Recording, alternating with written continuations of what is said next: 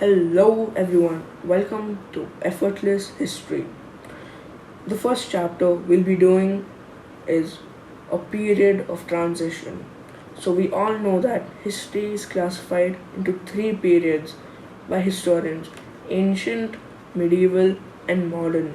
Each period has got unique features. The medieval period in Europe, also known as the Middle Ages, lasts from the 5th till the 15th century. The Renaissance brought with it new ideas and trends in literature, arts, and sciences, driven by the people who had money.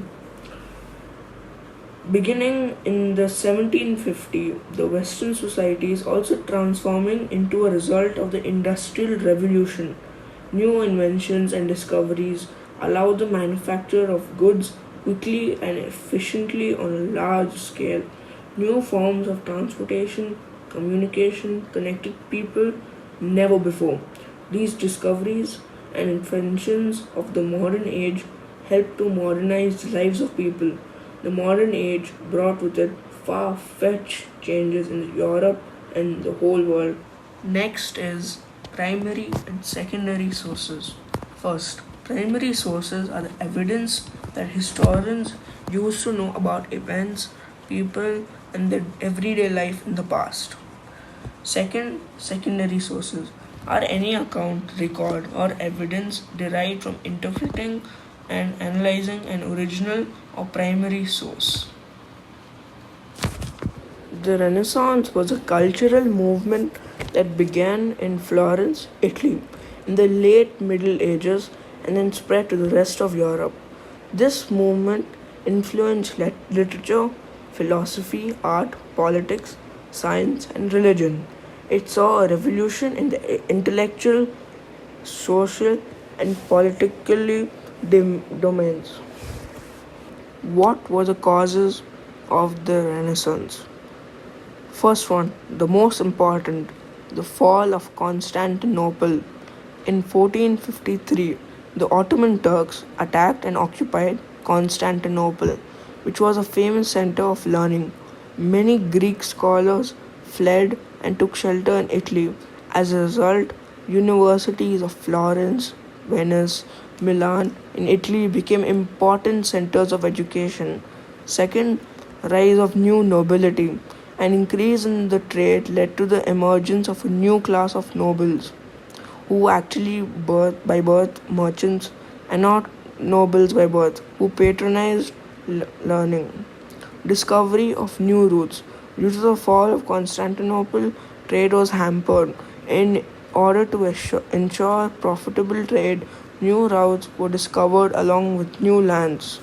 And these voyages opened up new centers of trade, which also became sites of cultural exchange. Next, Crusades. Crusades were the holy wars to save Christianity from the onslaught of the Turks, brought Europe in close contact with the Arabs, who made great advancement in the field of science and philosophy. Next, the invention of the printing press. The invention of the printing press by Johannes Gutenberg accelerated the Renaissance movement. Printing helped the spread of ideas to different parts of Europe. Translation of the Bible and other important works made people aware that the new began to question the validity of the age old practice and belief. Humanism. In the medieval period, everything revolved around religion. People were taught not to think about the world, but to concentrate on God. However, the Renaissance thinkers believed that human life in this world was of great importance. They came to known as humanists because they shifted the focus from godly affairs to human affairs. Francesco Petrarca is the father of humanism. Next, rationalism. The Renaissance thinkers were very rational in their thinking and approach. According to them, everything has a reason and everybody has a right to reason and question. They refused to accept anything blindly, even the authority of the church. Next, scientific spirit. Scholars endeavored to find scientific explanations of things around them. This approach was based on observation, experimentation, and conclusion. Next, spirit of inquiry. This was the most important aspect of the Renaissance.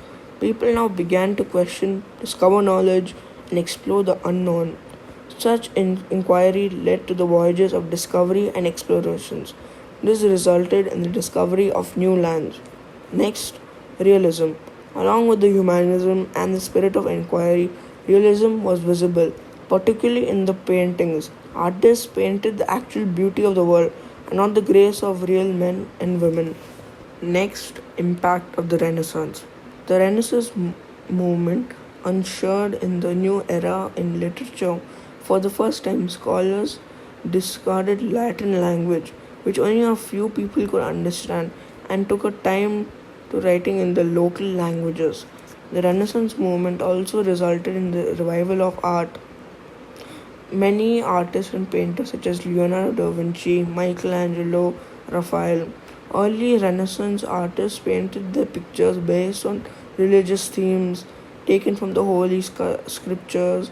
Walls of churches and palaces were covered with biblical events and characters. Later, artists started painting on secular themes. From Christian literature, portrayal in the pictures became more realistic. Artists closely studied the human form, its anatomy, expressions, movements, and positions. Sculptural themes also inquired a humanist and secular character. The sculptors beautified, captured the grace and elegance of the human body. Michelangelo's statue of the Pieta in Rome remains a famous example of Renaissance sculpture. The important feature of the Renaissance architecture were rounded arches, imposing domes, and tall Grecian pillars. This came to be known as a Greco-Roman style of architecture. So guys, this is the end of the full Renaissance for 8th standard ICSE. I made it very simple so you can understand it properly. Thank you. Please subscribe, like the video, share the video, and please comment also. Thank you. Take care.